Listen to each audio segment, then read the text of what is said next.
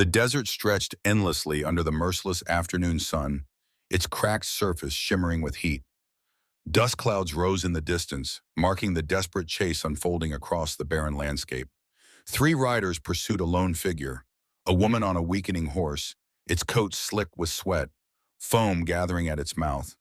The woman's dark hair whipped wildly behind her, adorned with a single eagle feather. Her buckskin dress was torn at the shoulder, revealing a glimpse of blood-stained skin. She leaned forward, urging her mount onward, with desperate whispers in her native Apache tongue. Her eyes, sharp and defiant despite her exhaustion, continually scanned the horizon for any sign of salvation in this unforgiving wasteland. Behind her, the three men gained ground. Their leader, a weathered man with a long scar running down his neck, signaled to the others to split up. They fanned out, attempting to trap her between them. The woman saw their strategy and veered sharply toward a narrow canyon, her only chance. The sky darkened suddenly. What had been distant clouds now loomed overhead, pregnant with rain and promising violence. The first fat raindrops hit the parched earth just as her horse stumbled. The animal recovered its footing, but she knew it was reaching its limit. The canyon entrance was still a quarter-mile ahead. A crack of thunder split the air, and the horse reared, throwing her from the saddle. She hit the ground hard, the impact forcing air from her lungs. The horse bolted away in terror as hail began to fall, small pellets of ice bouncing off the desert floor. The woman dragged herself to her feet, clutching her side where a knife wound from an earlier confrontation had reopened. Behind her, the riders lost sight of her in the sudden downpour. They circled, shouting to each other over the storm's roar. The woman seized her opportunity, crawling toward a dry creek bed that wound its way toward the canyon. The hail intensified, stinging her exposed skin as she pulled herself forward. She reached the shelter of a rocky outcropping just as the full fury of the storm descended. Lightning illuminated the landscape in stark flashes, thunder following so closely it seemed to shake the ground beneath her. She pressed her back against the cool stone, trying to catch her breath as rain and hail pelted down just inches from where she huddled. The wound in her side throbbed. She tore a strip from her dress to bind it, her hands shaking with exhaustion.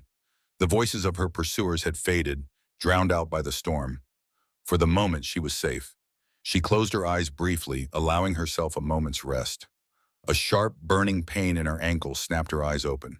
There, retreating into a crevice in the rocks, was a diamondback rattlesnake, its warning rattle nearly inaudible beneath the storm.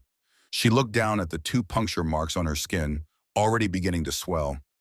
Panic surged through her. After everything she had survived, after all she had endured, to die here alone, from a snake's venom. She fumbled at her belt for her knife, but it was gone, lost in her desperate flight. The pain intensified, spreading upward from her ankle. She bit her lip to keep from crying out, tasting blood. Her vision blurred. The storm, the desert, the pain, all began to merge into a haze of suffering. She whispered a prayer to the spirits of her ancestors, asking for strength or, failing that, a swift passage to the next world. As consciousness began to slip away, she thought she saw a figure approaching through the curtain of rain. Her last conscious thought, had her pursuers found her after all? Sullivan Holt had been tracking a wounded buck since dawn. The deer had led him on a winding trail through the scrub and shallow arroyos, always staying just out of rifle range. He was a patient hunter, had to be, living alone out here, but even his patience had its limits. When the storm clouds gathered, he decided to abandon the hunt. He knew these sudden desert storms and their dangers all too well. He was halfway back to his cabin when the downpour began. Sullivan pulled his hat lower and urged his horse toward a familiar outcropping that would offer some shelter. The animal moved steadily despite the hail now bouncing off its hide, trained not to spook at such things. As they neared the rocks, Sullivan's keen eyes caught movement, something that didn't belong. He slowed the horse, one hand moving instinctively to the rifle in its scabbard. Lightning flashed, illuminating the scene before him. A human form crumpled against the rocks. Sullivan dismounted cautiously, approaching with his rifle ready. Years of living on the edge of civilization had taught him that caution was not merely prudent, but necessary for survival. The figure didn't move as he drew closer. Another flash of lightning revealed more. A woman, her clothing marking her as Apache, unconscious and vulnerable in the storm. Every instinct honed from years as an Army scout screamed at him to remount and ride away. Helping an Apache, especially a woman alone, could only bring trouble. The tribes would see it as kidnapping. White settlers would see it as betrayal. There was no winning move here. He was about to turn away when lightning illuminated her face. A scar ran down the right side, a burn scar, old but still prominent. Sullivan's breath caught. Images flashed through his memory. Flames consuming lodges, screams piercing the night, the smell of burning flesh. He pushed the memories away, but they left a familiar hollowness in his chest. He knelt beside her, noting the freshly bound wound at her side and the swelling at her ankle. The twin puncture marks told him all he needed to know. Rattlesnake bite. Not long ago, without treatment, she wouldn't survive the night. Sullivan Holt had made many decisions in his 42 years. Some had cost men their lives. Some had saved them. Few had weighed on him as heavily as this one did now, as rain streamed down his weathered face and soaked through his coat. He lifted her carefully. She was light but solid, clearly strong despite her current state. Her skin burned with fever against his chest as he carried her to his horse. Sullivan secured her across the saddle before mounting up behind her, one arm holding her steady as he turned the horse toward his cabin. The journey would take hours in this weather. "Don't you die on me," he muttered, though he knew she couldn't hear him. The words weren't really for her anyway. They were for himself. A commitment made, a line crossed. Whatever came of this decision, he would see it through.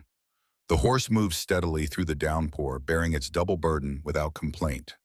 Sullivan kept his eyes fixed on the horizon where his isolated cabin waited. Behind them, the storm continued its assault on the desert, washing away their tracks and any evidence of their passing. Consciousness returned to Apache in fragments. First came sensation, rough fabric beneath her, the distant crackling of fire, the throbbing pain in her ankle and side. Then smell, wood smoke, coffee, unfamiliar herbs. She kept her eyes closed, assessing her surroundings through other senses before revealing that she was awake, a survival tactic learned through harsh experience. She was indoors, lying on what felt like a cot. The air was dry and warm. Someone moved nearby, heavy footsteps, a man's tread. Fear and alertness coursed through her, but she forced her breathing to remain even. Knowledge was power, and right now she needed every advantage. Carefully, she cracked one eyelid open just enough to take in her surroundings. A cabin, small but sturdy. Rough-hewn furniture, a stone fireplace with flames dancing inside, rifles mounted on the wall, traps and hunting gear hanging from hooks, and a man, tall, broad-shouldered, his back to her as he stirred something in a pot over the fire. She opened her eyes fully, memories flooding back. The chase, the storm, the snake. She should be dead, would be dead if not for this stranger. But why would a white man save an Apache woman? What did he want from her? The man turned, seeming to sense her gaze. His face came into sharp focus, and Apache's heart froze in her chest. She recognized him instantly, not from personal encounter, but from descriptions passed among her people. The beard was fuller, the lines around his eyes deeper, but there was no mistaking him. Sullivan Holt, Army scout, the man who had led soldiers to her village 5 years ago, the man whose guidance had resulted in the deaths of her father, mother, and sister. Her hand instinctively reached for her knife, but it wasn't there. She was weaponless, weak from venom and blood loss, at the mercy of one of the men responsible for destroying her world. Sullivan approached the cot, a steaming cup in his hand. "You're awake, good. Wasn't sure you'd make it." His voice was gruff, lower than she expected. "Dick got you good. Had to cut and draw the poison. Lucky I found you when I did." Apache said nothing, her mind racing. He didn't seem to recognize her. Why would he? She had been just one face among many that day, and she had changed much in 5 years. The burn scar that marked half her face had come after, when she'd pulled her dying sister from their burning lodge. If he knew who she was, what she had done to the men who'd participated in the massacre, he would kill her without hesitation. So she made a swift decision. She would pretend not to understand English, pretend to be just another Apache woman in trouble. She would bide her time, regain her strength, and when the moment was right, she moaned softly, turning her face away as if in confusion and fear. Sullivan set the cup down on a small table beside the cot. "It's willow bark tea," he said, gesturing to the cup and then to her ankle, "for the pain and swelling." When she didn't respond, he frowned, then pointed to himself. "Sullivan." He pointed to her, raising his eyebrows in question. She hesitated, then whispered, "A pony." Not her full name, never that, but enough to satisfy his question. Sullivan nodded, seemingly accepting her reluctance to speak further. He pointed to the tea again, miming drinking. Then he moved away, giving her space. A pony watched him through narrowed eyes. Her head throbbed with hatred and confusion. This man was her enemy, on her list of those who must pay for what happened at the village. Yet he had saved her life, tended her wounds, offered her medicine. She reached for the tea with shaking hands, sniffed it cautiously. It smelled bitter, but not poisoned. She took a small sip, then another. The warmth spread through her, dulling the edge of her pain. Sullivan busied himself at the other end of the cabin, cleaning his rifle, deliberately keeping his distance. His behavior puzzled her further. He showed none of the aggression or entitlement she'd come to expect from white men. Instead, he moved with a careful restraint, as if afraid of frightening her. What game was he playing? What did he want? As the tea warmed her, exhaustion pulled at her again. The venom was still in her system, and her body craved rest to fight it. Despite her determination to stay alert, her eyelids grew heavy. The last thing she saw before sleep claimed her again was Sullivan Holt's face in profile, firelight casting deep shadows in the lines around his eyes, lines that spoke of guilt and grief as much as age. 3 days passed with a pony drifting between consciousness and fevered dream. Sullivan changed the poultice on her snakebite regularly, prepared more willow bark tea, and tended the wound in her side, which showed signs of infection. He spoke little, using gestures and simple words, believing she understood only fragments of English. On the fourth morning, a pony woke clear-headed for the first time. The fever had broken during the night. She lay still, listening to Sullivan moving around the cabin, preparing coffee and what smelled like cornmeal porridge. Her strength was returning, but she was careful not to show it. Better he think her weaker than she was. He approached with a bowl of the porridge, setting it beside her. "Eat," he said, miming the action. "Build strength." A pony nodded slightly, pushing herself up to a sitting position with deliberate effort, as if it cost her greatly. Sullivan stepped back, giving her space as he had each time he tended to her. She ate slowly, watching him from beneath lowered lashes. Questions burned inside her. Why was he alone out here, so far from any settlement? The Sullivan Holt she had heard of was an army man, respected by officers, trusted to lead men into unknown territories. What had driven him to this solitary existence? Perhaps most pressing, did he know that someone was hunting down the men who had participated in the massacre of her village? 2 officers had already died, one with his throat cut in a saloon in Tucson, another found hanging from a cottonwood tree outside Fort Bowie. Both deaths had been marked with the same sign, a small feather dipped in the dead man's blood. If Sullivan knew about those deaths, he gave no indication. He moved about the cabin with the ease of a man accustomed to solitude, his routines well established. He checked his traps, cleaned his weapons, prepared simple meals.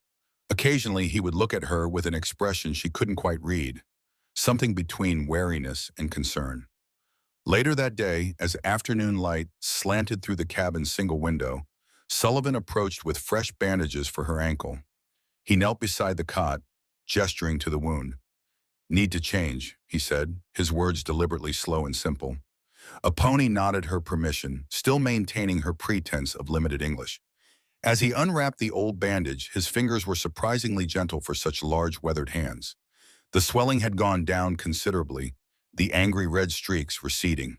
His treatment had worked. "Good," he said, examining the wound. "Healing." As he applied a fresh poultice of herbs, a pony studied his face. Deep lines etched the corners of his eyes and mouth. His beard, more salt than pepper, couldn't hide the scar that ran along his jaw, an old wound from a knife or perhaps a bullet's graze.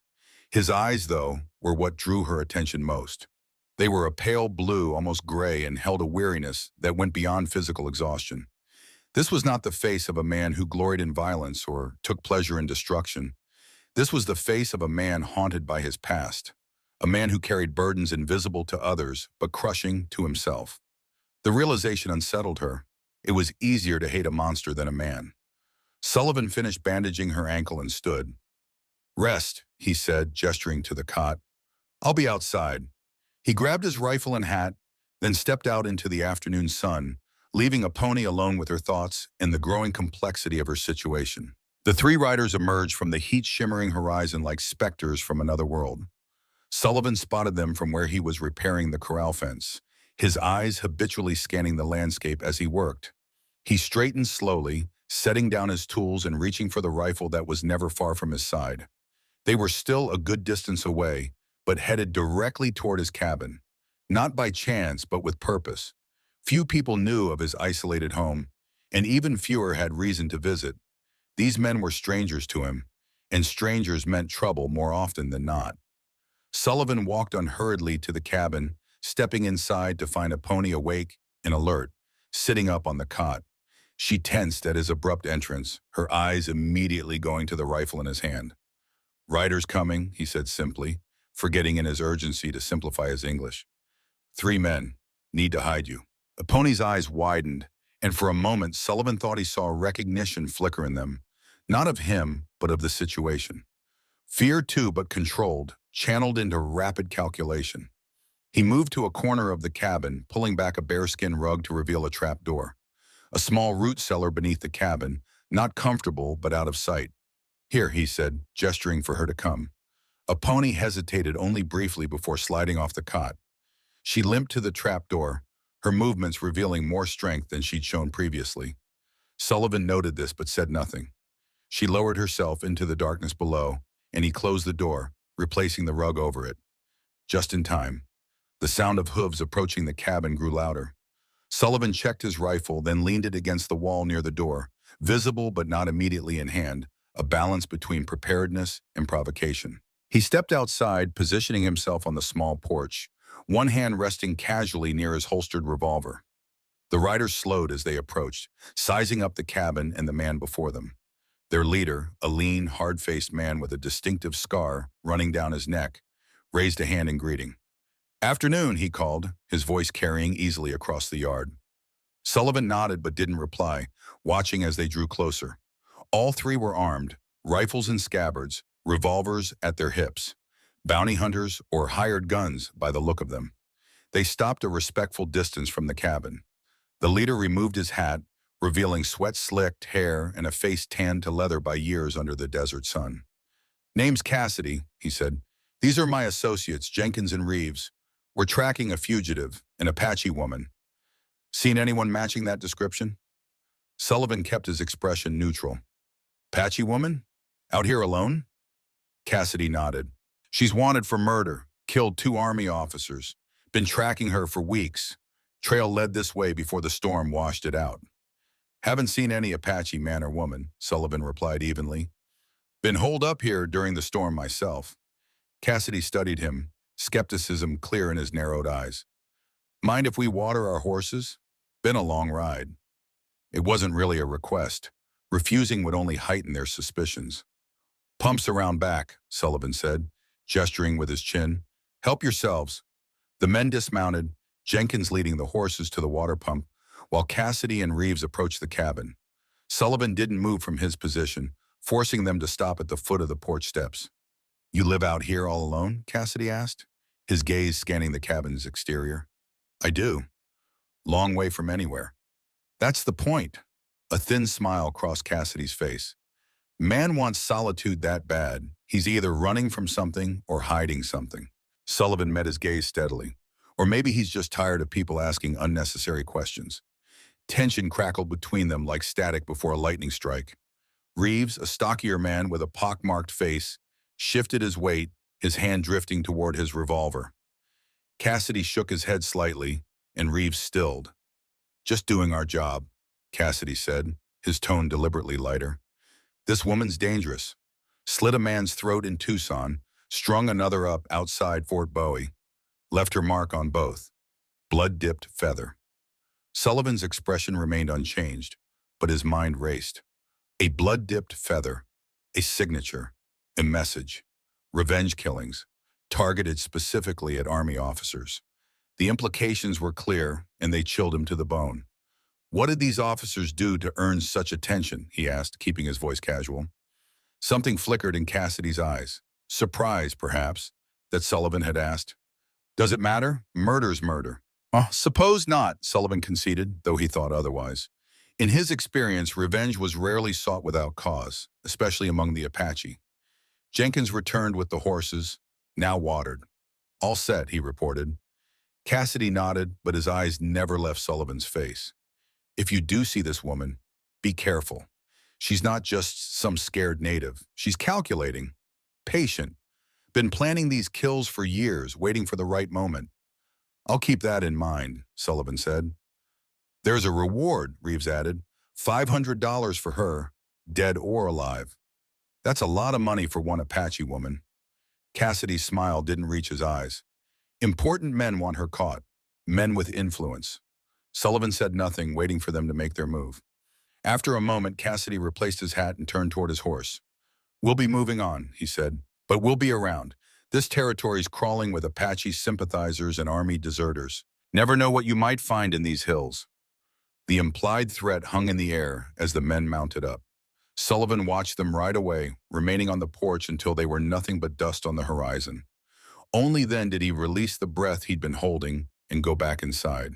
He lifted the trap door to find a pony crouched in the darkness, a sharpened piece of wood clutched in her hand like a weapon. Her eyes, when they met his, were filled not with fear, but with a cold, calculating intensity that confirmed what he had already begun to suspect. She understood every word that had been spoken outside, and she was much more than just a woman who had been bitten by a snake. Sullivan extended his hand to help her up, his mind turning over the new information. Blood-dipped feathers, murdered officers, an Apache woman systematically hunting down soldiers.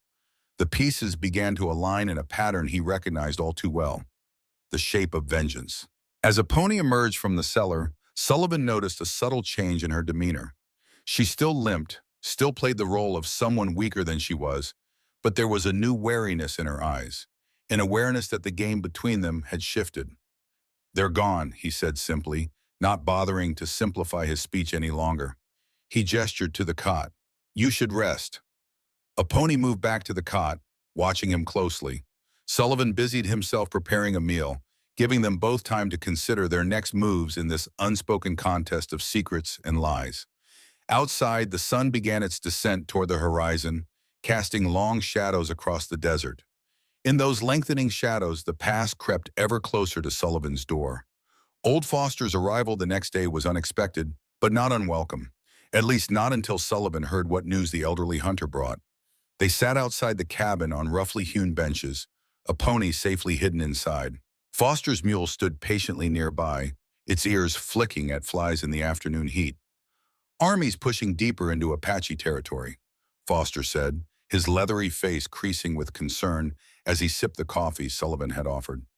Setting up new outposts, bringing in more men. Nothing new there, Sullivan replied, keeping his tone neutral despite the unease settling in his gut. Been happening for years. Foster shook his head, his white beard bristling. Different this time. They're going after specific bands, ones that haven't caused any trouble. Word is they found silver near Oak Creek. Sullivan's grip tightened on his coffee cup. Oak Creek was sacred to the Apache, home to healing springs and ancient burial grounds. It was also just the sort of place that would attract miners and, consequently, military protection for those miners. How bad?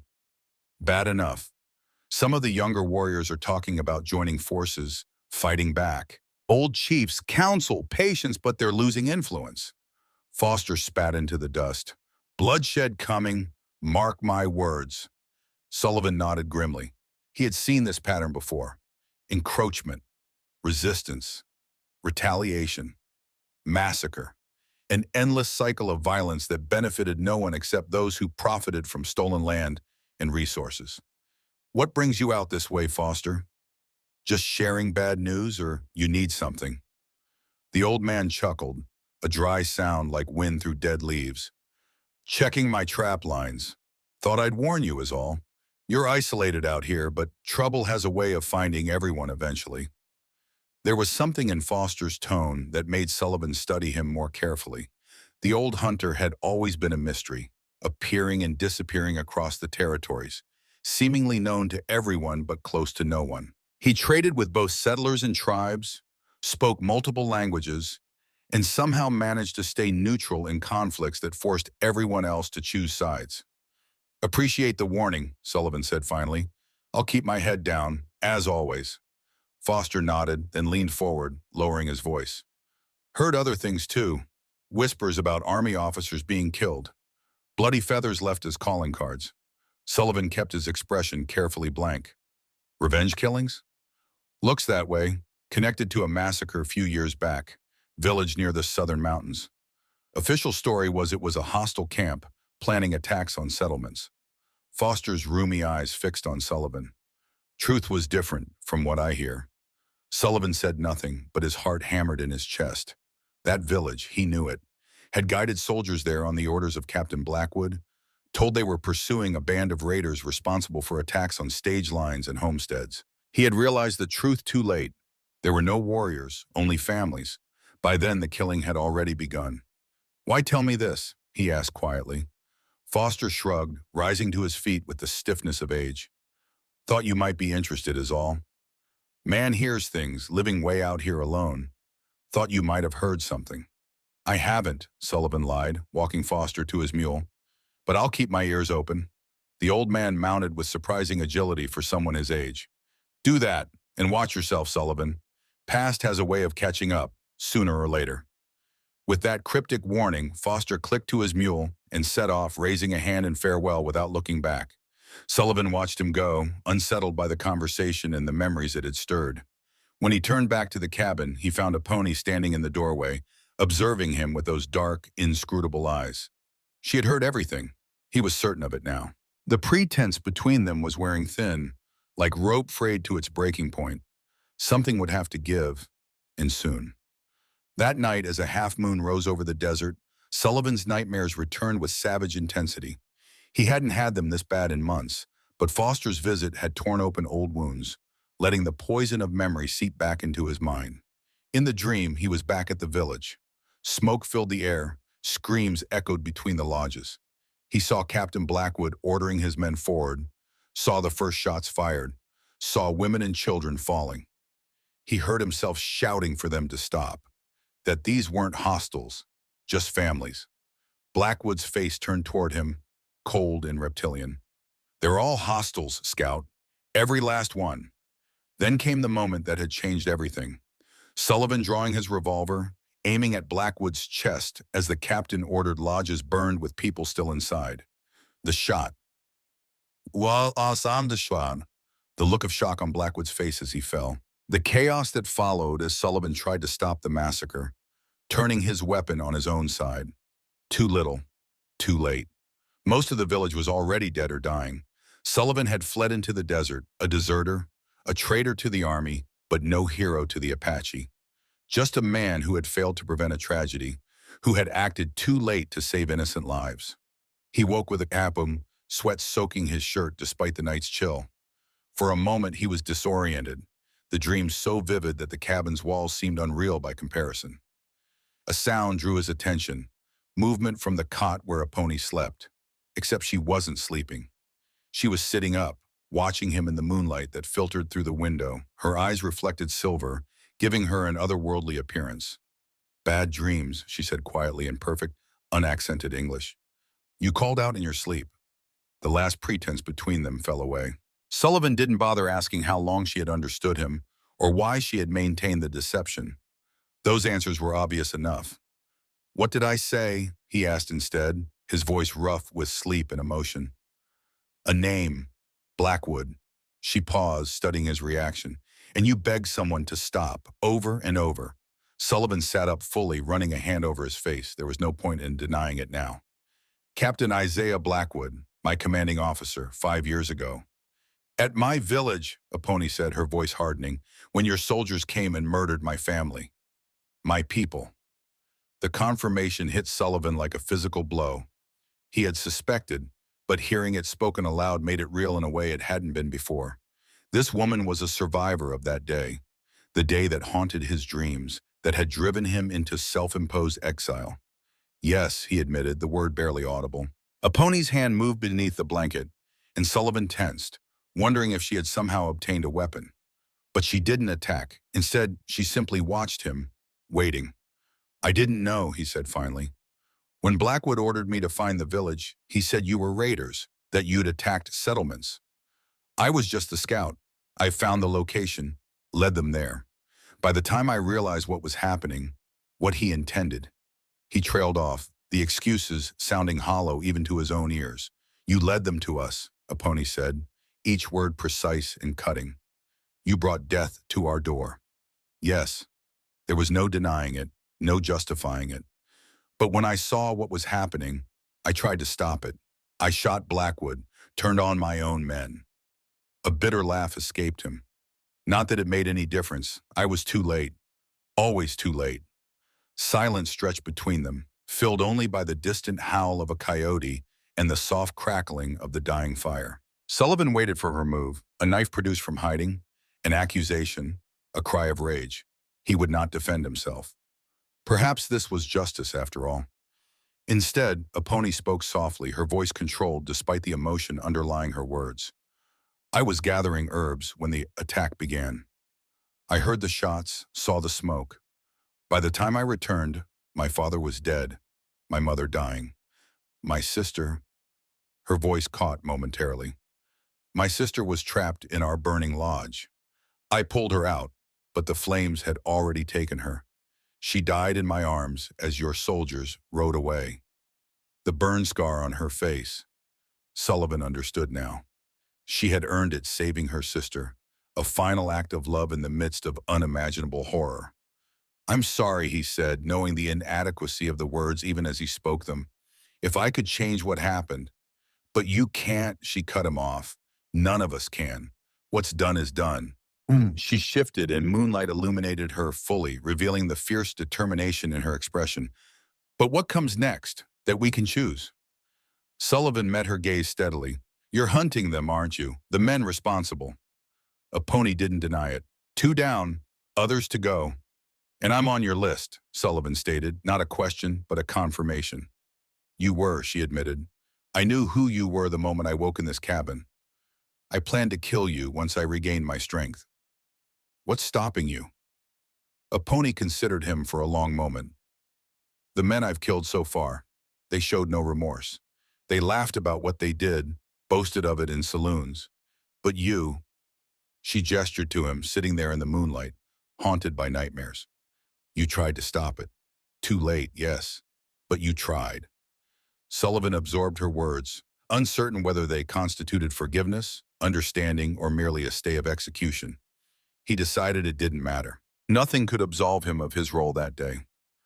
"Blackwood survived," he said quietly. "I thought I'd killed him, but he lived.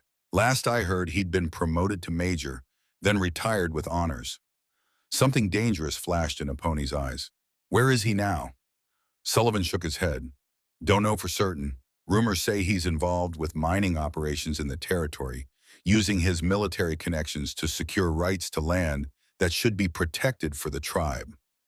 "Silver near Oak Creek," Apache murmured, connecting the information from Foster's visit. "Possibly. Foster might know more, but he's not one to share information freely." Apache nodded slowly, thoughtfully. A new calculation was clearly taking place behind those eyes, one that might or might not include Sullivan's continued existence. "Dawn comes early," she said finally. "We should rest while we can." She lay back down, turning her face away from him, but Sullivan knew she wouldn't sleep. Neither would he. Too many secrets had been revealed. Too many wounds reopened. Outside, the coyote howled again, a lonely sound echoing across the vast, indifferent desert. Sullivan listened, wondering what the new day would bring and whether he would live to see its end. Days passed in uneasy coexistence. The truth lay exposed between them like an unhealed wound, raw, sensitive to the slightest touch. Sullivan continued to change the bandages on Apache's ankle, which was healing rapidly under his care. She no longer pretended weakness, but moved about the cabin with increasing strength, her natural grace returning. They spoke little. What was there to say after such revelations? Sullivan went about his routines, checking traps, tending his small garden, repairing equipment, while a pony watched him with eyes that missed nothing. She helped where she could, preparing meals or sorting herbs, but maintained a careful distance.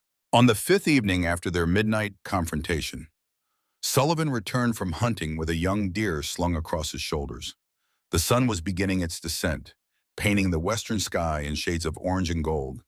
He found a pony sitting on the porch, weaving a basket from yucca fibers she had gathered near the cabin. Her nimble fingers worked with practiced precision, the pattern complex and beautiful. Sullivan nodded in greeting as he carried his kill to the shed behind the cabin where he dressed game. When he returned, hands washed clean in the barrel of rainwater he kept for that purpose, a pony was still weaving, her face serene in concentration. He sat on the bench across from her, the silence between them comfortable for the first time since her arrival. The basket took shape beneath her fingers, the design reminiscent of flowing water. "My grandmother taught me," a pony said without looking up, sensing his interest. "She said our hands should always be creating, even when our hearts are heavy with sorrow." Sullivan nodded, understanding the wisdom in those words. "My father believed the same, though he wouldn't have put it so poetically. Idle hands invite the devil," he used to say. A ghost of a smile touched a pony's lips. Different words, same truth.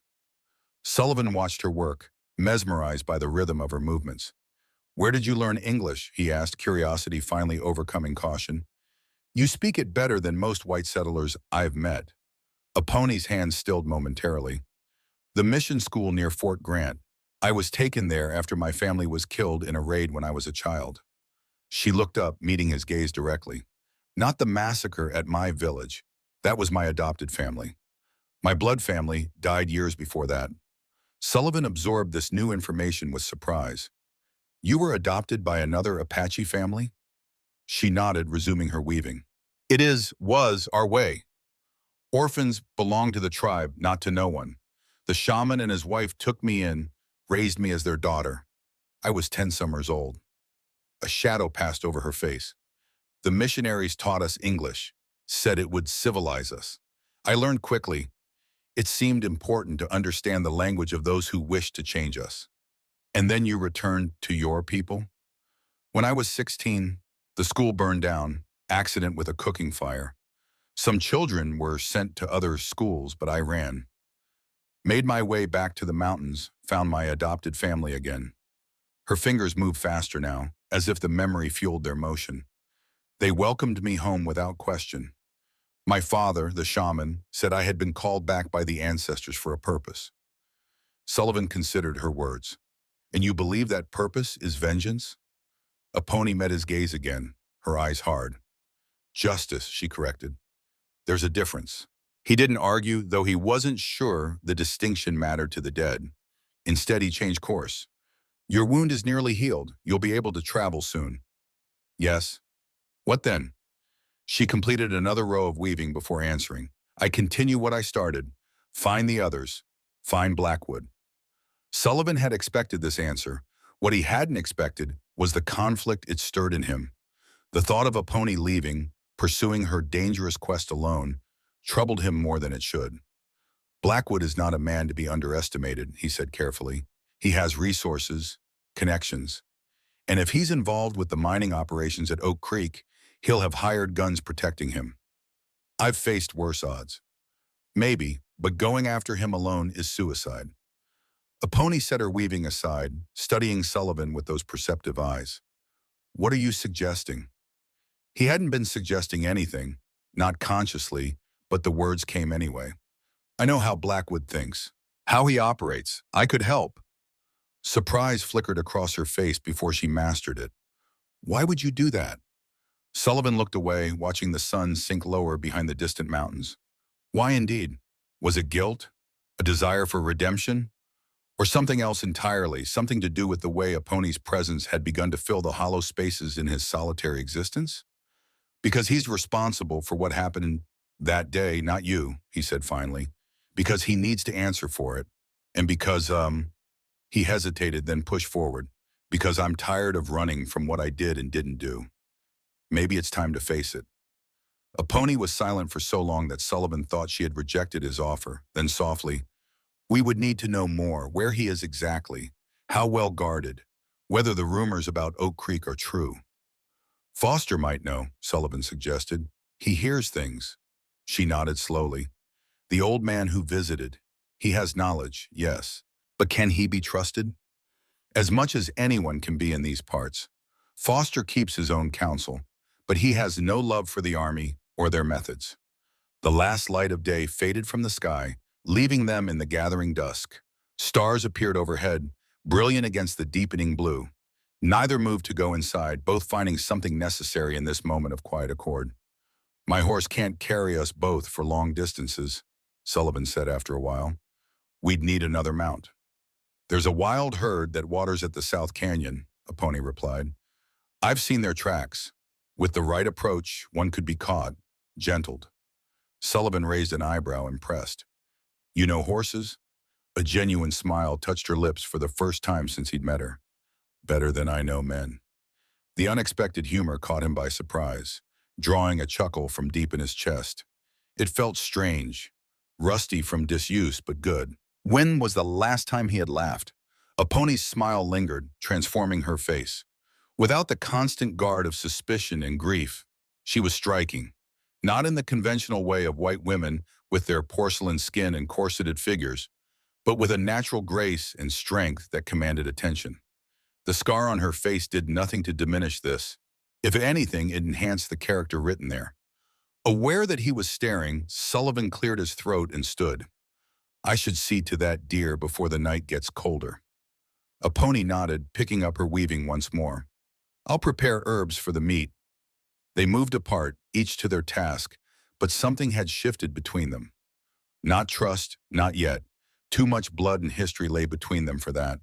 But understanding, perhaps. A recognition of shared purpose. As Sullivan worked the knife through meat and sinew, separating portions for smoking and immediate cooking, he found himself remembering a pony's smile and wondering if redemption might be possible after all.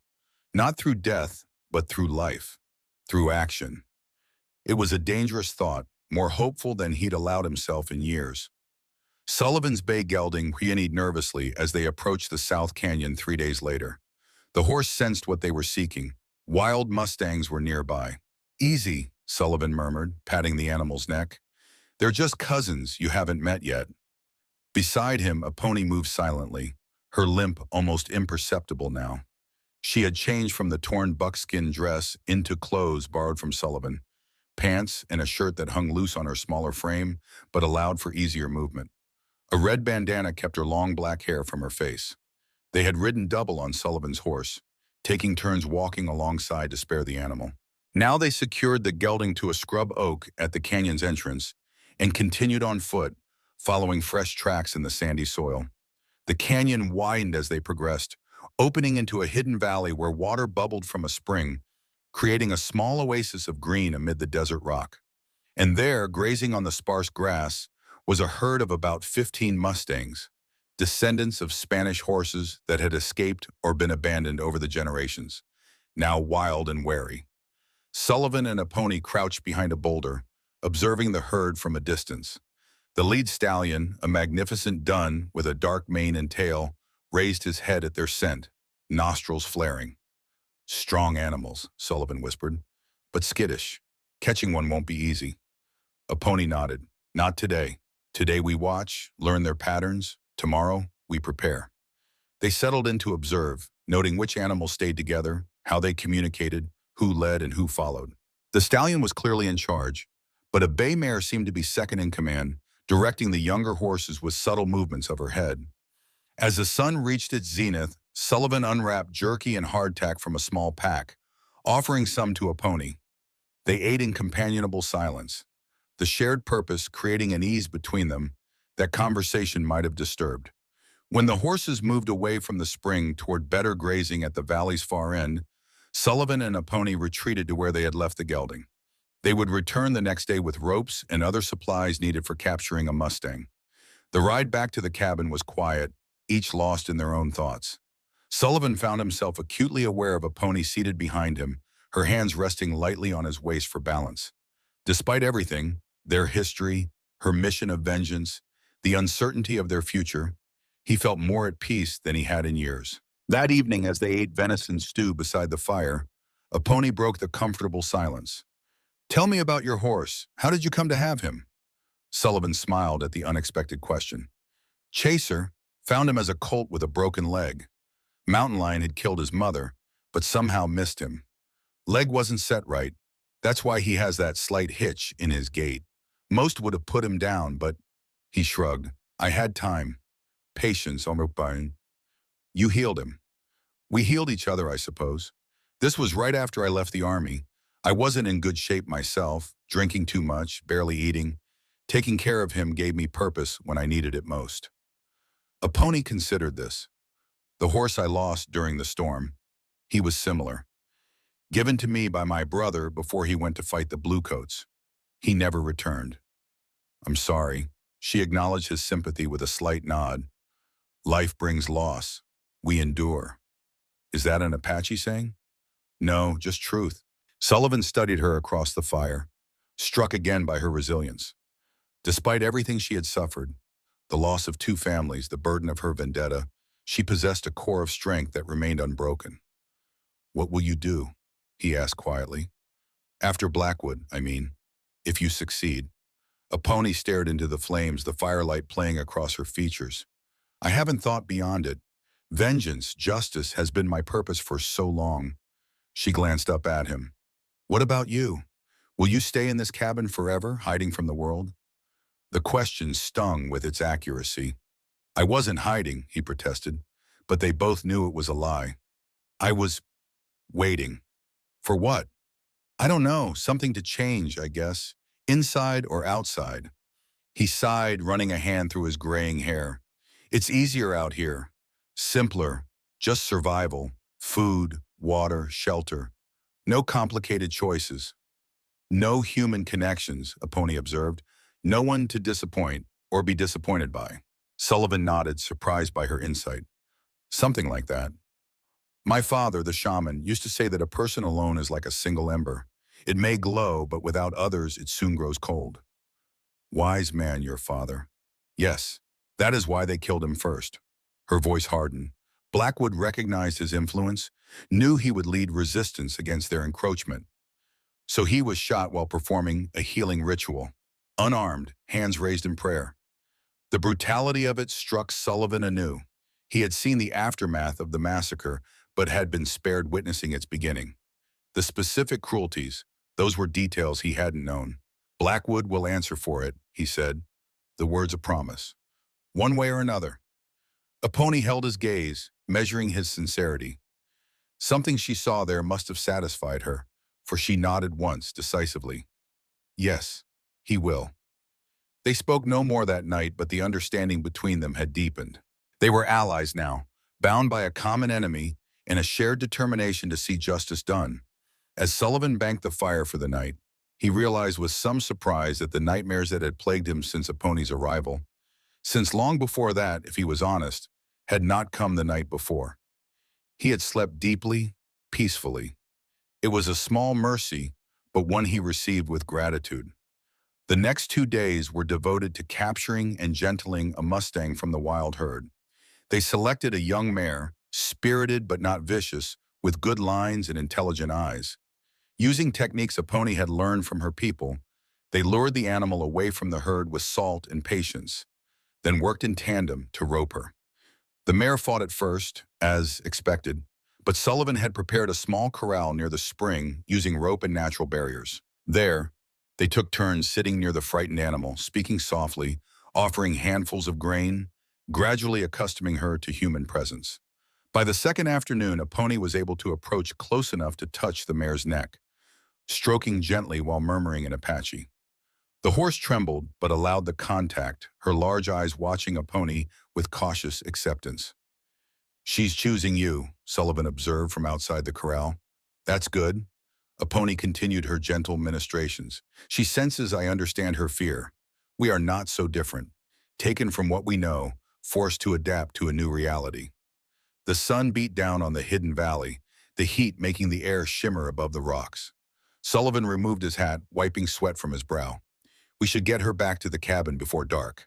Can you guide her, or do we need to fashion a lead rope?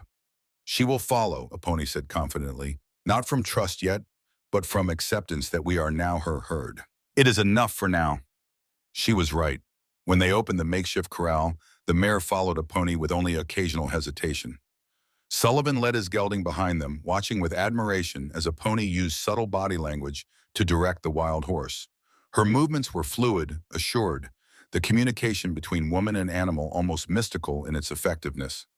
They reached the cabin as the day's heat was giving way to evening coolness. Sullivan expanded his corral to make room for the new arrival, then set about preparing the evening meal, while Aponi continued bonding with the mare, now christened Willow for her slender legs and graceful neck. Inside the cabin, Sullivan found himself humming tunelessly as he worked, a habit from his youth that he'd thought long forgotten. The past days had awakened something in him, a sense of purpose that had been missing for years. It wasn't happiness exactly, but too much darkness lay behind and potentially ahead for that, but it was a kind of aliveness he had almost forgotten was possible. When Aponi finally came inside, her face was flushed with success and her eyes bright with satisfaction. She took an apple from my hand, she reported, clearly pleased. Tomorrow I will try a blanket on her back. You have a gift with horses, Sullivan acknowledged, setting plates of beans and cornbread on the table. Chaser usually hates other horses, but he seems to have accepted Willow without much fuss. Animals know what humans often forget, that cooperation serves survival better than conflict. She sat across from him, reaching for the cornbread. Thank you for the help today. Your presence made it possible. The simple expression of gratitude caught Sullivan off guard. When had he last been thanked for anything? When had he last done something worthy of thanks?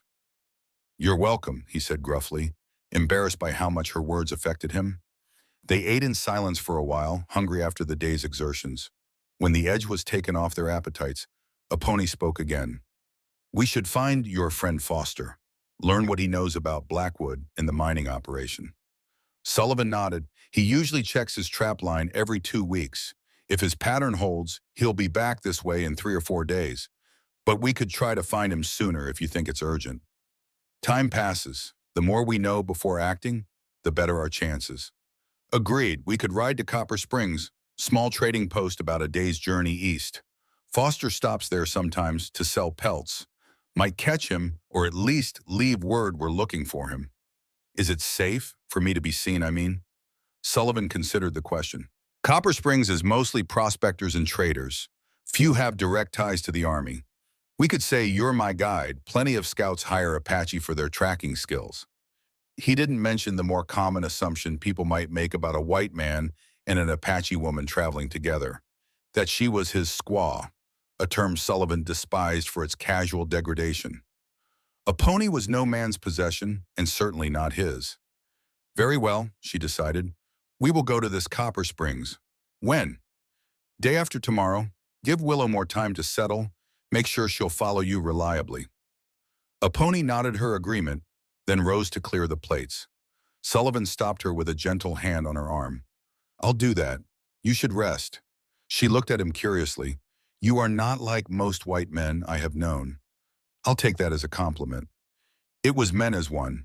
She moved toward the cot that had been her bed since arriving, then paused. Sullivan? Yes. If we find Blackwood, when we find him, what then? It was the question he had been avoiding in his own mind. What was the end game here? Kill Blackwood in revenge? Try to bring him to justice through official channels? Both seemed equally impossible and equally unsatisfying. I don't know, he admitted, but we'll figure it out together.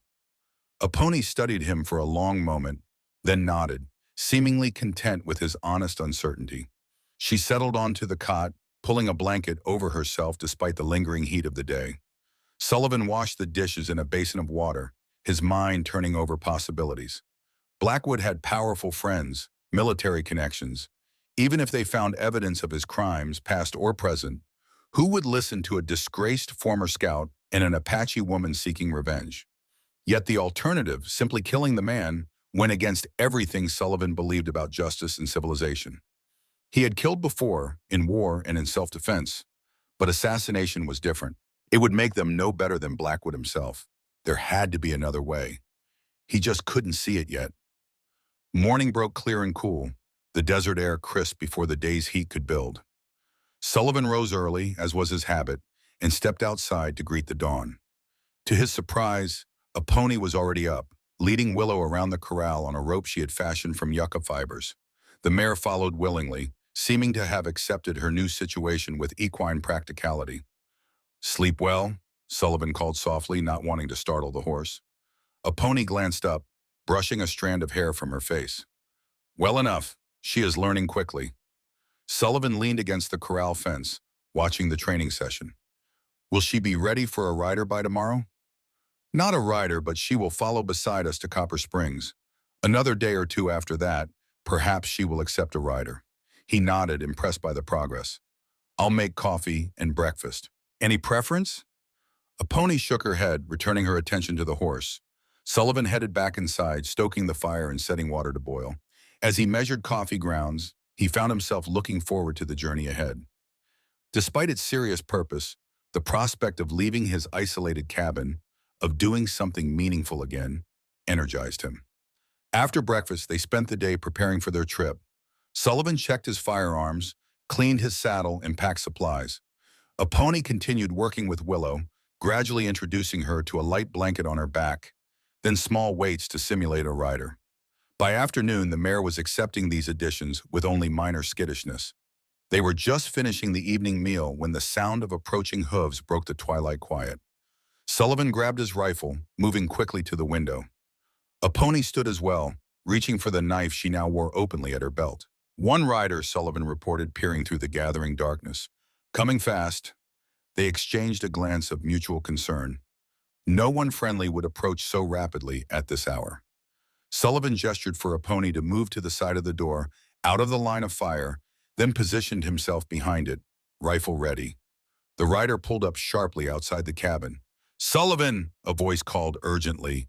"Sullivan, halt!" Recognizing the voice, Sullivan lowered his rifle slightly. "Foster?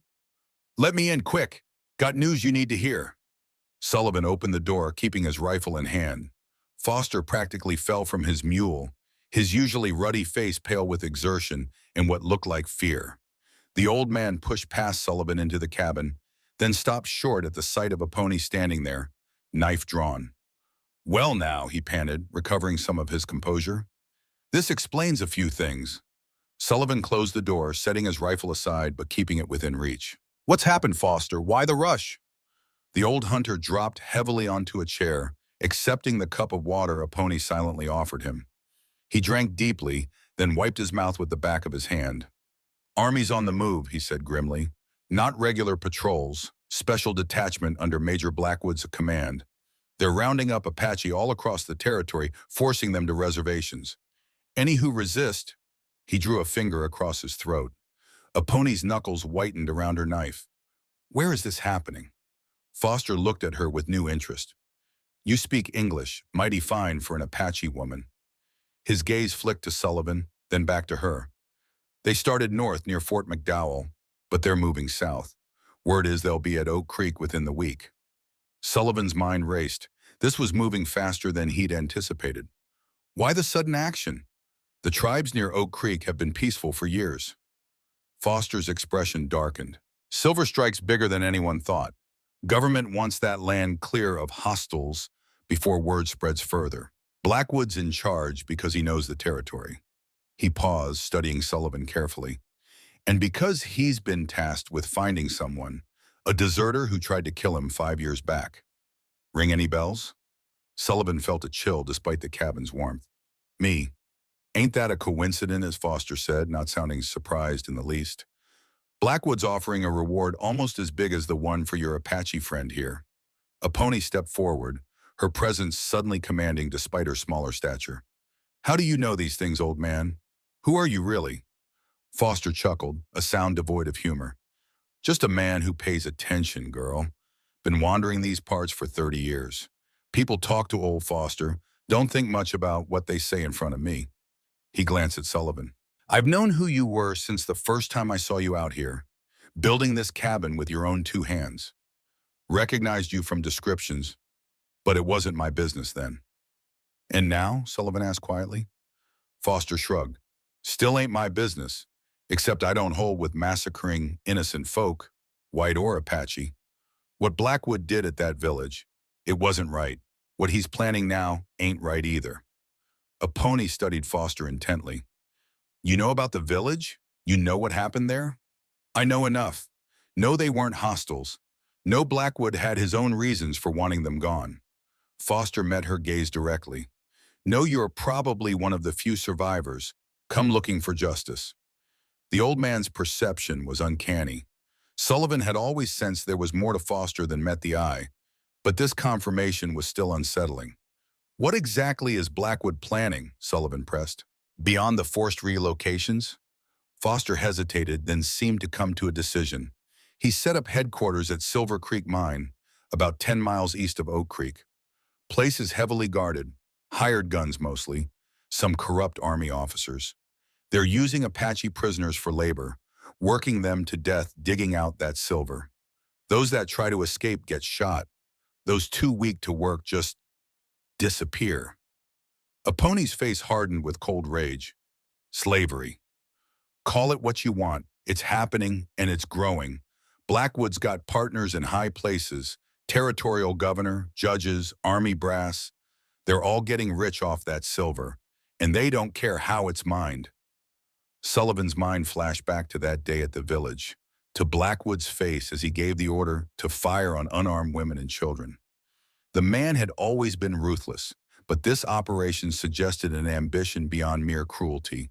This was systematic exploitation on a massive scale. We need to see it, he said, looking at a pony. Confirm what Foster's telling us. She nodded, her decision already made. Yes, and then we stop it. Foster barked a laugh. 2 against an army? You're both crazy. Maybe, Sullivan acknowledged, but we have to try. Those are a pony's people being worked to death out there. And Blackwood needs to answer for his crimes, a pony added, her voice like steel, past and present. Foster looked between them, shaking his head in wonder. Well, if you're determined to get yourselves killed, I won't stand in your way. He reached into his coat, pulling out a folded paper. Map of the area, marked where the mine is and the camps where they're holding prisoners before transport. Sullivan took the map, surprised. You came prepared. Figured you might be interested, given your history with Blackwood.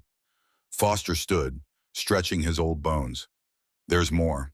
Rumor says they got a young Apache man causing them particular trouble. Leader type, keeps organizing resistance among the prisoners. They're keeping him separate from the others. Special punishment. A pony went very still. This man, did you hear his name? Kaylee, I think they called him. Mean anything to you? The color drained from a pony's face. My brother, he survived. Sullivan remembered what she had told him about her brother going to fight the Bluecoats and never returning. You thought he was dead? I had no news of him for over a year. His band was attacked near the border. I assumed. She trailed off, visibly struggling to master her emotions. If he lives, I must find him. The stakes had just increased exponentially. This was no longer just about vengeance for past wrongs. It was about rescuing a living family member.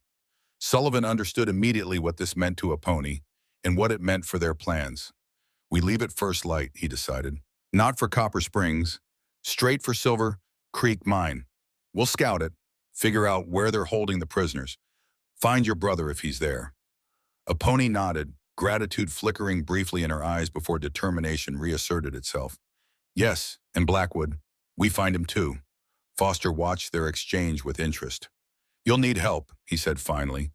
Can't just ride up to a mining camp crawling with guards, especially not with her. He nodded toward a pony. What are you suggesting? Sullivan asked. I know people, prospectors, traders, some Apache who haven't been captured yet, folks who don't like what Blackwood's doing but are too scared to act alone. Let me reach out to them, see if I can gather some support. Sullivan studied the old hunter skeptically. Why would you risk yourself like that? What's your stake in this? Foster's weathered face turned serious. Been in these parts a long time. Seen the Apache pushed from their lands bit by bit. Treaties broken. Promises forgotten. What's happening now, though, this is different. This is one man's greed destroying everything in its path. He paused.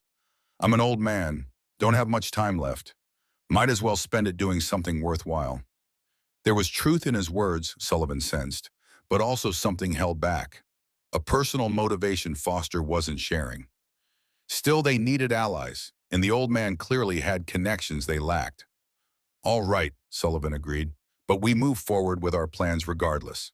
If you can bring help, all the better. If not, we'll manage. Foster nodded, seemingly satisfied. I'll meet you south of the mine in 3 days. There's an abandoned trading post marked on that map. Fletcher's store. Good place to regroup. Plan your approach. 3 days, Sullivan confirmed. Don't be late. The old hunter moved toward the door. One more thing. Blackwood's got a right-hand man, fellow named Cassidy. Used to be a lawman before turning bounty hunter. Mean as a rattler and twice as quick. Watch for him. Apache and Sullivan exchanged a glance. Scar on his neck? Sullivan asked. Travels with 2 others? Foster nodded grimly. That's him. You've met? They came looking for Apache a week ago, said she was wanted for murder. And so she is, by Blackwood's reckoning. But Cassidy's not just following orders. He's got personal reasons for hunting her. Foster looked at Apache. His brother was one of the officers at your village. One of the ones you killed, I reckon. Understanding dawned on Sullivan. This explained Cassidy's intensity, his determination. The bounty hunter wasn't just after reward money. He was seeking vengeance of his own. Thank you for the warning, Apache said quietly. Foster touched his hat in acknowledgement, then slipped out into the night. They heard his mule's hooves receding into the darkness, leaving them alone with their newfound knowledge in the weight of decisions to come. Sullivan unfolded the map Foster had provided, spreading it on the table. Apache moved to stand beside him, their shoulders nearly touching as they studied the marked locations. It's a 2-day ride, Sullivan estimated, tracing the route with his finger. If we push hard, maybe a day and a half. Apache's focus was on the mine and prisoner camps, her eyes memorizing their positions. If Kale is there, I will find him, she said, determination hardening her voice. And if they have harmed him? Sullivan placed a hand gently on her arm. One step at a time. First, we need to see what we're dealing with, scout the area, understand their routines and weaknesses. She nodded, acknowledging the wisdom in his caution. Yes, but we cannot wait too long. If they are working prisoners to death, as Foster says, we won't wait longer than necessary, he promised. But rushing in blindly won't help your brother or any of the others. Apache took a deep breath, mastering the urgency that clearly burned within her. You are right. I have waited 5 years for justice. I can wait a few more days to ensure it is done properly. Sullivan studied her face in the lamplight, noting the mix of emotions warring there. Hope, fear, determination, rage. He understood them all too well.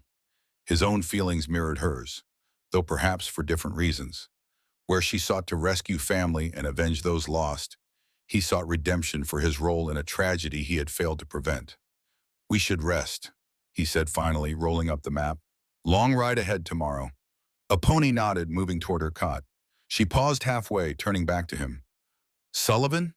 Yes? Thank you for helping me, for believing me. The simple sincerity in her words touched something deep within him. You don't need to thank me. It's what needs to be done. A ghost of a smile touched her lips. Nevertheless, thank you. As they prepared for sleep, each lost in private thoughts about the journey ahead, Sullivan found himself reflecting on the strange turns his life had taken. A month ago, he had been alone in this cabin, existing rather than living, haunted by ghosts of the past.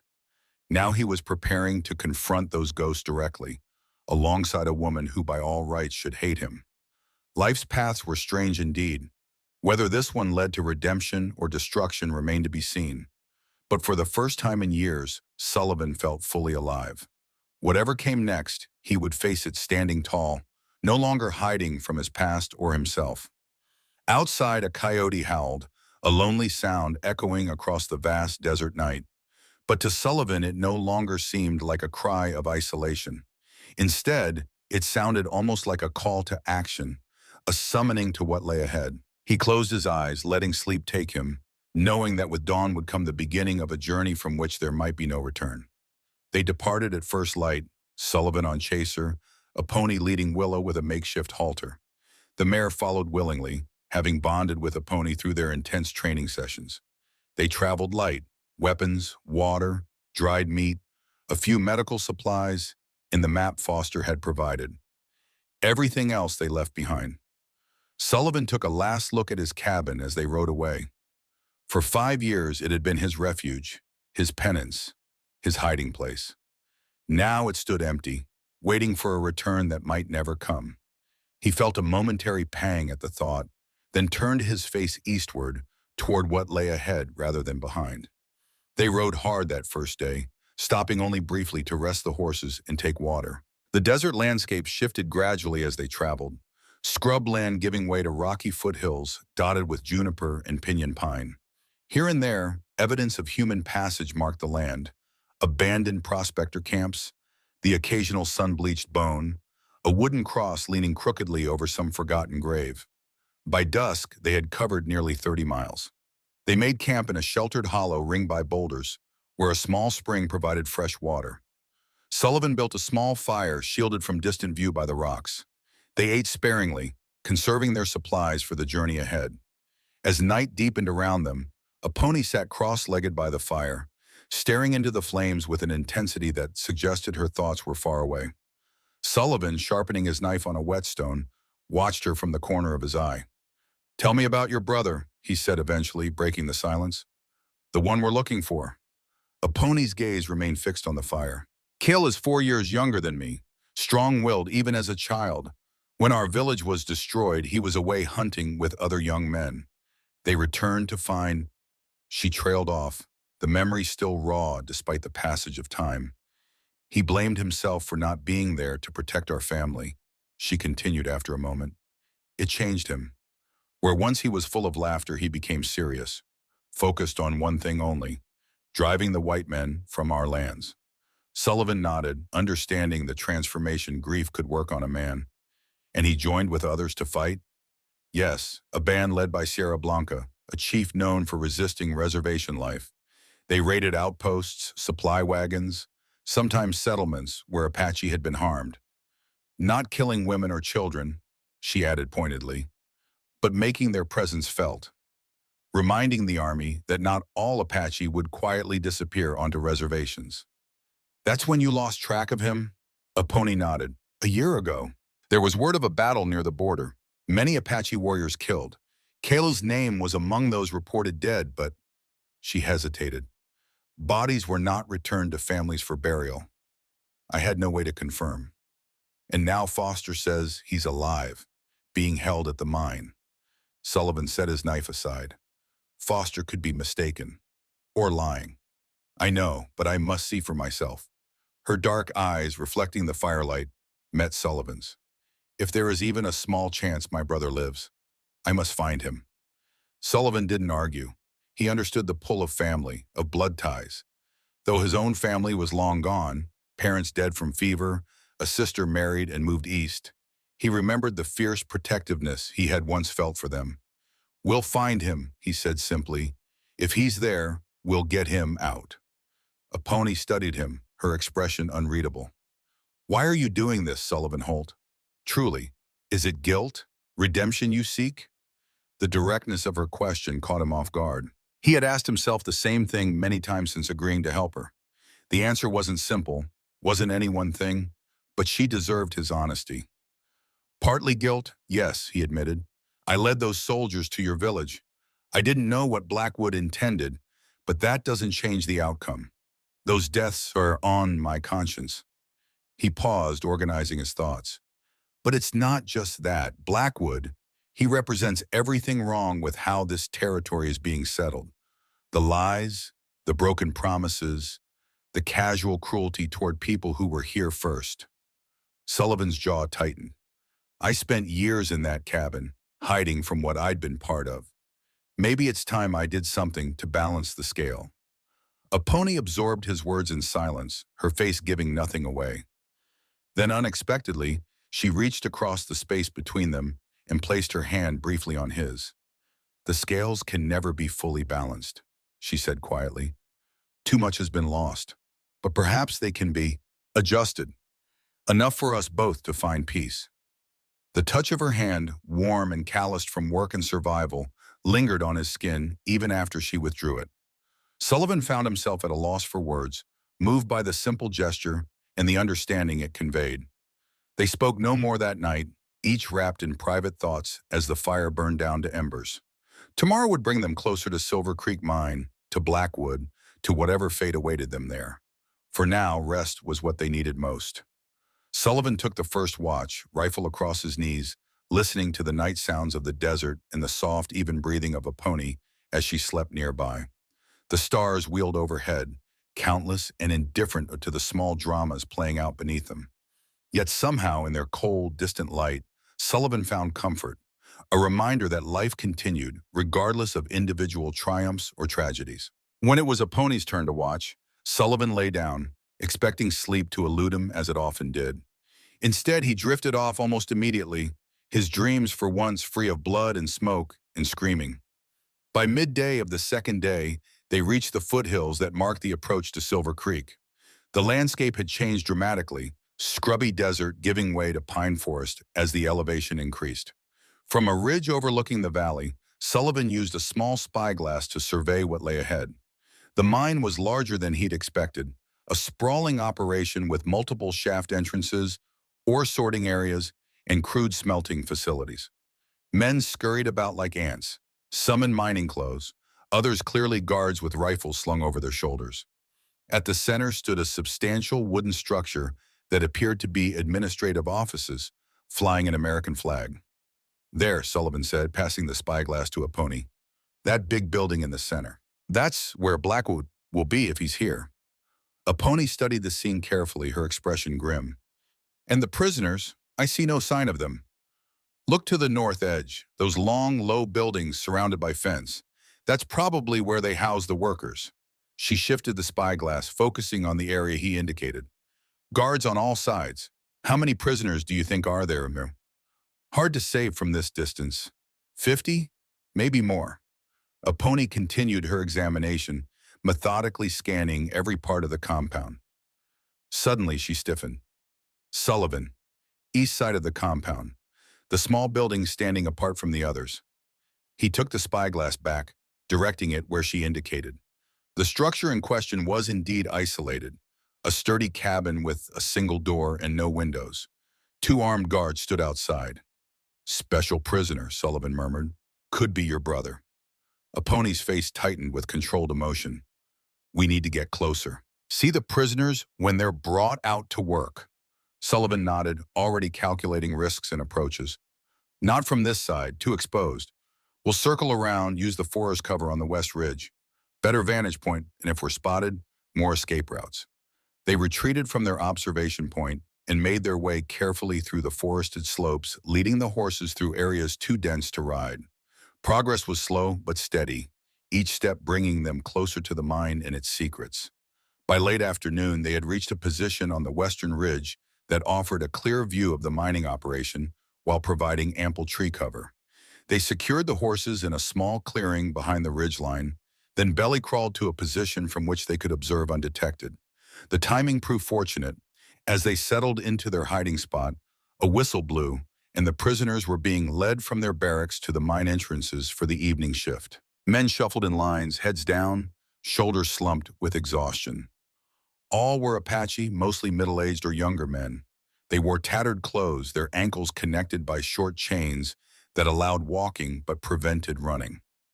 Guards with whips and rifles supervised their movement. Animals are treated better, Sullivan muttered, disgust evident in his voice. A pony said nothing, her eyes frantically scanning each face that passed, searching for her brother. Her body was taut with tension, like a bowstring drawn to its limit. Then, as the last group emerged from the barracks, she gasped softly. There, she whispered, pointing to a tall, broad-shouldered man whose face bore a remarkable resemblance to her own. Despite his chains and obvious mistreatment, one eye was swollen shut, his bare back marked with whip scars. He walked with dignity, his unbroken spirit evident in his posture.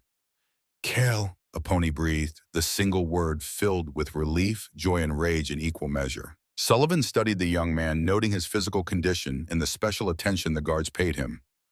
4 men surrounded him, more than any other prisoner received. They prodded him forward with rifle butts, their expressions suggesting they'd welcome any excuse to use more force. They're afraid of him, Sullivan observed, even in chains. As they should be, Aponi replied, pride mingling with concern in her voice.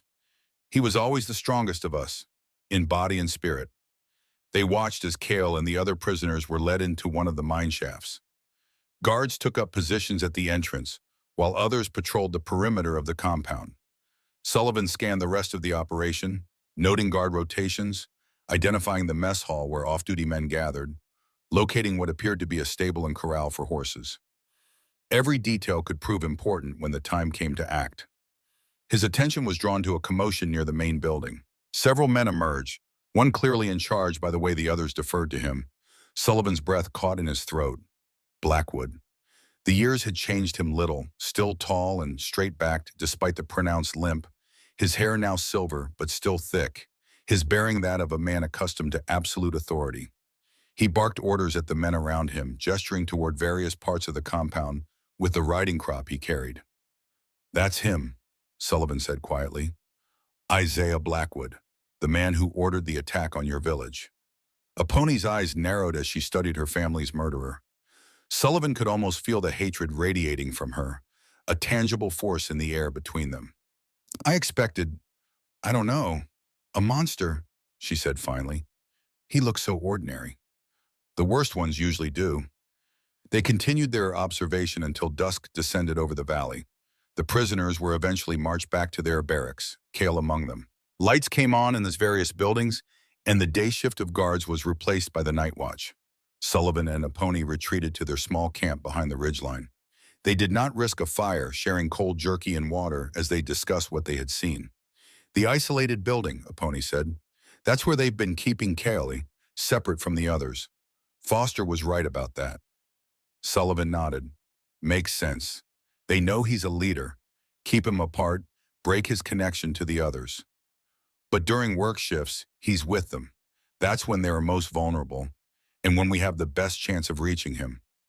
"Possibly, but there are at least 20 guards on duty at any time, all armed." Sullivan rubbed his chin thoughtfully. "2 of us against those odds? We need a better plan. Foster said he would meet us at the trading post tomorrow. Perhaps he'll bring help." "Perhaps, but I wouldn't count on it." They fell silent, each contemplating the daunting challenge before them. The mining operation was well guarded, the prisoners heavily secured. A frontal assault would be suicide. "We need a distraction," Sullivan said finally. "Something big enough to draw most of the guards away from the prisoners. Give us a window to move in and get Cale out." Aponi considered this. "The smelting area. I saw barrels of what must be blasting powder near it. An explosion would certainly draw attention, but getting close enough to set it without being seen." "I can do it," Aponi said confidently. "I am smaller, faster, less likely to be noticed than you." Sullivan shook his head firmly. "Too dangerous. If I'm caught, I die. The same risk we both face." Her eyes challenged him. "Do not treat me as someone to be protected, Sullivan Holt. I have survived things you cannot imagine."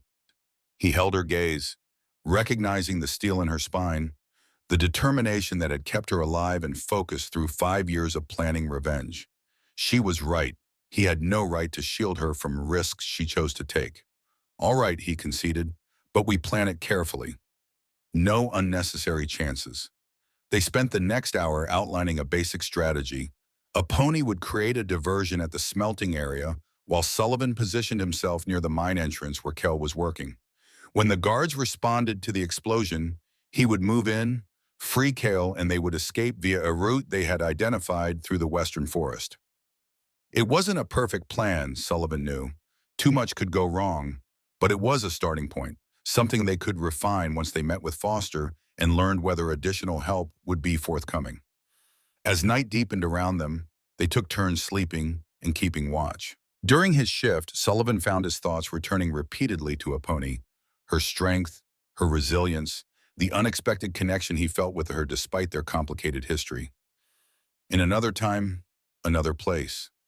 He shook his head, dismissing the thought as useless. They were here for justice, for vengeance, for rescue, nothing more. Whatever happened afterward, if there was an afterward, would take care of itself.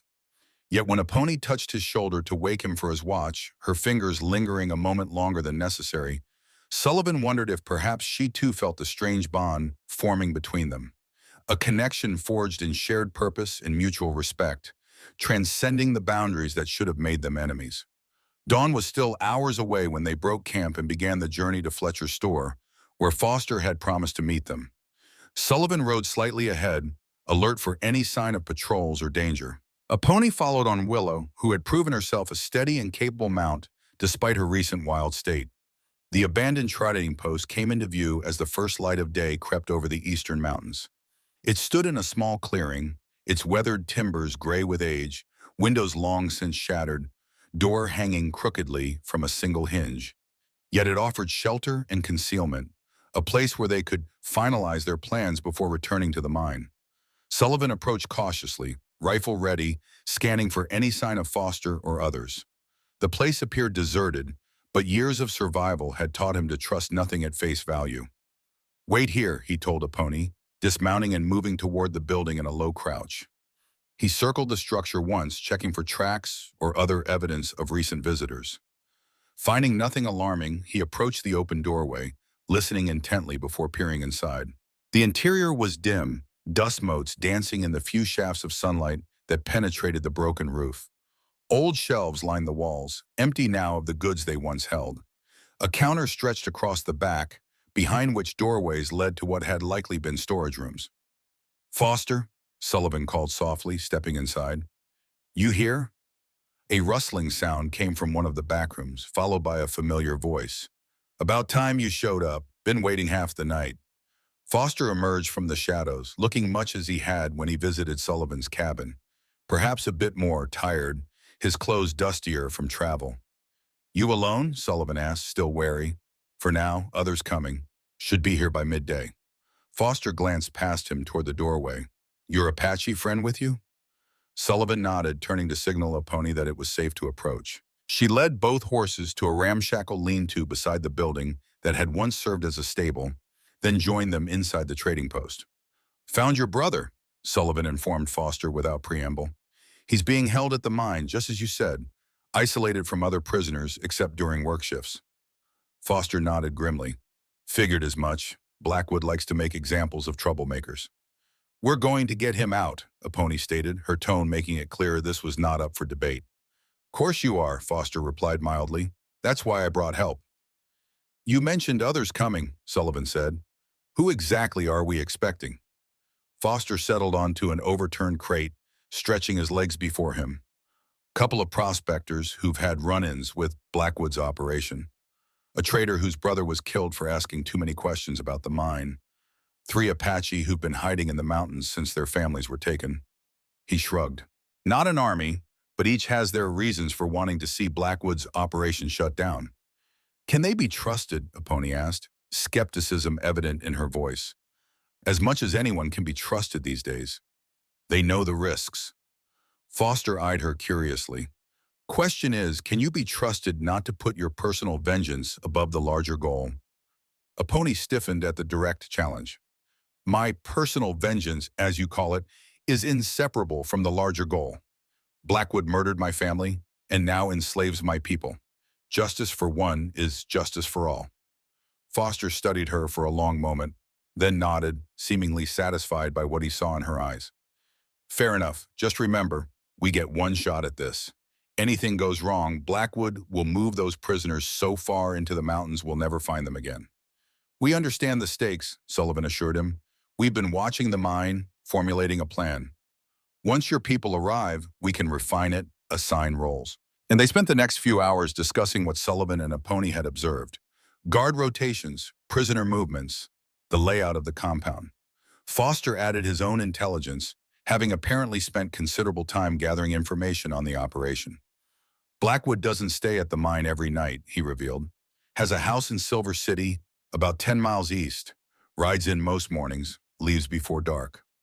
Sullivan filed this information away, considering its implications for their plan. If they timed their attack for late afternoon, Blackwood would likely still be present, ensuring the architect of so much suffering couldn't simply escape. By midday, as promised, Foster's recruits began arriving. First the prospectors, weather-beaten men with hard eyes and few words. Then the traitor, younger than Sullivan had expected, with a scholar's spectacles but a fighter's stance. And finally the three Apache, moving like shadows from the surrounding forest, their faces painted for war. Introductions were brief, focused on capabilities rather than backgrounds. Each newcomer brought something valuable: knowledge of explosives from the prospectors, access to additional weapons from the traitor, intimate familiarity with the local terrain from the Apache.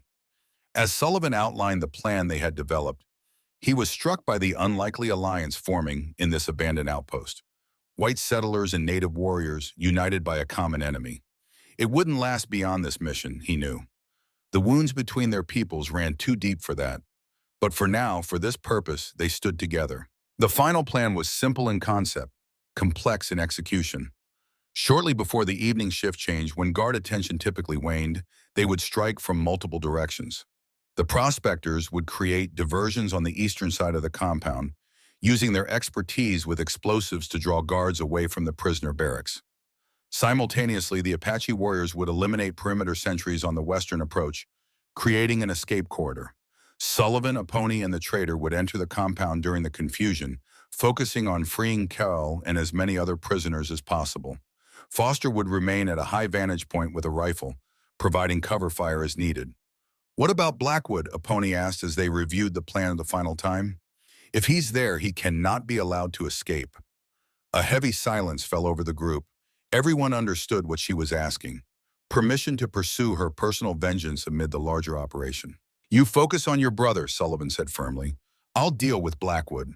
Their eyes met in silent communication.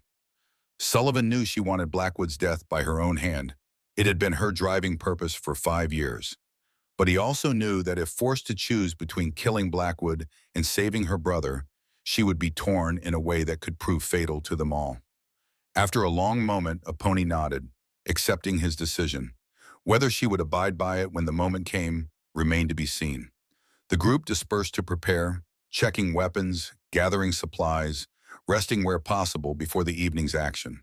Sullivan found a quiet corner of the old trading post, using the time to clean his rifle and revolver with meticulous care. Each weapon had served him well over the years. Tonight, his life and the lives of others would depend on their reliability. He was so absorbed in his task that he didn't notice Apone's approach until she sat beside him, her own knife in hand, running a whetstone along its edge in smooth, practiced strokes. "Are you afraid?" she asked quietly, not looking at him. Sullivan considered the question. "Not of dying. That's been a possibility every day since I was 16. He paused, setting his rifle aside.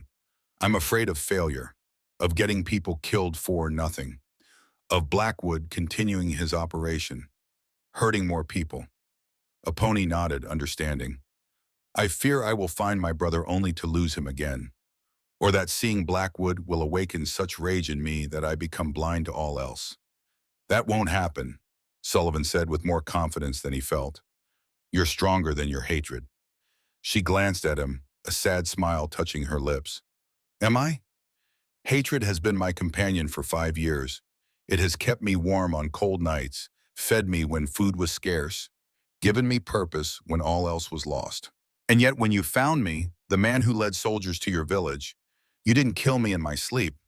You listened. You understood." Sullivan held her gaze steadily. "That wasn't hatred. That was wisdom." Apache considered his words, her expression thoughtful. "Perhaps, or perhaps I simply recognized a fellow traveler on the road of regret." The insight struck Sullivan deeply. She was right. They were kindred spirits in a way, both carrying burdens of the past, both seeking some form of resolution, if not peace, Mom. "Whatever happens tonight," he said softly, "I'm glad our paths crossed, Apache." She studied him for a long moment, her dark eyes unreadable. Then, in a gesture that surprised them both, she reached out and placed her hand over his. "As am I, Sullivan Holt." The touch was brief but electric, a connection that transcended words, acknowledging what neither was ready to name. Then Apone withdrew her hand and stood, returning to her preparations without another word. Sullivan watched her go, a complicated mix of emotions stirring within him. Tonight might bring death for one or both of them. There was no time for exploring whatever might exist between them. Yet the simple touch of her hand had awakened something he had thought long dead. Hope, not just for justice, but for a future worth living. He pushed the thought aside. First came the mission. First came freeing Kel and the other prisoners, stopping Blackwood's operation, bringing some measure of justice to those who had suffered. Only then, if they survived, could other possibilities be considered. The afternoon waned, shadows lengthening as the sun began its descent toward the western mountains. The time for preparation was over. The time for action had come. Sullivan gathered the group for final instructions, each person's role confirmed, timing synchronized. They would move out separately, approaching the mine from different directions, converging when the first explosion signaled the beginning of the attack. Foster clasped Sullivan's arm before departing for his position. "Good luck, son. See you on the other side." Sullivan nodded, returning the firm grip. "Watch your back, old man. Still plenty of questions I want to ask you when this is over." Foster's weathered face creased in a knowing smile. "Bet you do. Maybe I'll even answer some of them." With that cryptic response, he slipped away, rifle slung over his shoulder, moving through the forest with the quiet confidence of a man who had spent a lifetime in wild places. One by one, the others departed as well, until only Sullivan, Apone, and the traitor, Jonathan was his name, remained. They would travel together until the final approach, then separate to execute their individual tasks. The ride to their designated position was conducted in tense silence, each lost in private thoughts, mentally rehearsing what lay ahead. They left the horses concealed in a dense thicket half a mile from the mine, continuing on foot through increasingly rough terrain. As they neared the compound, Sullivan led them to a sheltered overlook that provided a clear view of the operation. Activity continued as normal. Guards at their posts, prisoners shuffling between barracks and mine entrances, the rhythmic sound of hammers and machinery echoing across the valley. From this vantage point, Sullivan could see Blackwood emerging from the main building, speaking with a man Sullivan recognized immediately, Cassidy, the bounty hunter who had come to his cabin seeking a pony. The two conversed intently, Cassidy gesturing toward the western perimeter where Sullivan and his companions now hid. "Cassidy's here," Sullivan murmured to Apone, talking to Blackwood. "Looks concerned about something." Apone's expression hardened. He senses danger. Animals often do before a storm. "Let's hope he doesn't convince Blackwood to change the guard routine. We're counting on predictability." They watched as Blackwood dismissed whatever concerns Cassidy had raised, turning away with an imperious wave of his hand. Cassidy remained where he stood, scanning the tree line with narrowed eyes before finally following his employer back inside. "He suspects something," Jonathan whispered, nervously adjusting his spectacles. "Maybe we should delay. Come back tomorrow." Sullivan shook his head firmly. "No, everyone's in position. We go as planned." He checked the position of the sun. 1 hour until the first explosion. "Get to your positions and stay alert." They separated, each moving toward their assigned location with careful stealth. Sullivan worked his way to a cluster of boulders near the western mine entrance, where Cale and his work crew would emerge at shift change. From here, he could see much of the compound while remaining hidden from casual observation. He settled in to wait, controlling his breathing, calming his mind. The familiar pre-battle tension filled him, not fear exactly, but a heightened awareness, a narrowing of focus to the task at hand. He had felt it countless times during his years as a scout, leading men into hostile territory. It was the feeling of being fully alive, every sense alert, body and mind working in perfect harmony. The sun dipped lower, shadows lengthening across the compound. Guards shifted positions, some looking bored, others alert. Prisoners trudged between workstations, their movements slow with exhaustion, their spirits visibly broken, all except Cale, who continued to walk with his head high despite his chains and the vigilant guards surrounding him. Sullivan spotted Apone moving into position near the smelting area, her slender form barely visible among the shadows of the equipment. She was taking an enormous risk, But he knew better than to try to dissuade her. This was her fight as much as his, perhaps more so. The minutes ticked by with agonizing slowness. Sullivan checked and rechecked his weapons, scanned potential escape routes, noted the position of each guard within his field of vision. Every detail could mean the difference between success and failure, life and death. Finally, as the sun touched the western peaks, painting the sky in shades of crimson and gold, the moment arrived. A tremendous explosion rocked the eastern edge of the compound, followed seconds later by another. Flames leapt skyward, black smoke billowing into the evening air. Shouts of alarm echoed across the compound as guards rushed toward the disturbance, exactly as planned. Sullivan tensed, ready to move. A third explosion, closer now, sent men scattering in confusion. Through the chaos, he saw Blackwood emerge from the main building, shouting orders, trying to organize a response to what appeared to be a coordinated attack. Then, as the guards at the western mine entrance turned to watch the unfolding chaos, Sullivan made his move. Swift and silent, he crossed the open ground to the mine shaft, drawing his revolver as he reached the entrance. The first guard fell before he knew what hit him. A blow to the back of the head with the pistol butt, precise and ruthless. The second managed to turn, eyes widening in surprise, before Sullivan's fist connected with his jaw, dropping him unconscious to the ground. Inside the mine entrance, confusion reigned.